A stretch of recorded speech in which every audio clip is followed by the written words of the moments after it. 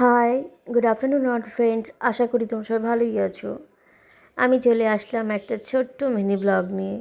কী করলাম, কোথায় গেলাম। যাই হোক, বাড়িতে তো সবসময় খাওয়া দাওয়া করা হয়, তবে মাঝে মাঝে মনে হয় একটু বাইরে কোথাও যাই আর একটু স্পেশাল খাবার দাবার খাই। কারণ আমরা বাঙালি, ওই খাওয়াটাই আমাদের উইকনেস। তো আমিও চলে গেছিলাম কৃষ্ণনগরেরই একটা রেস্টুরেন্টে একটু খাওয়া দাওয়া করতে, কয়েকজন বন্ধুবান্ধব মিলে।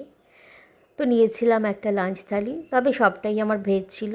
আমি বাইরে গিয়ে খুব একটা ননভেজ খাই না, ভেজই খাই। তো দেখো না, মানে ভেজ থালি হলো, থালিটা যে সুন্দরভাবে সাজানো আর যে লোভনীয় লাগছিল আমার, তো আমি তো আর লোভ সামলাতে পারছিলাম না। একদম ঝাপাত করে থালার উপরে বসে লাফ দিয়ে বললাম খাওয়ার জন্য। তো অনেক রকমেরই ছিল। আর খাওয়া দাওয়া শেষে নিয়েছিলাম আইসক্রিম। আইসক্রিমটাও ছিল দারুণ, খুব ভালো লাগলো। আমার দিনটা তো দারুণ কাটলো। আর তোমাদের সাথে দেখা হবে পরের ভিডিওতে। Please subscribe my YouTube channel. Tata, bye bye. সবাই খুব ভালো থেকো, আর প্লিজ পাশে থেকো, সাপোর্ট করো। ভালোবাসা দিলেই ভালোবাসা পাবে।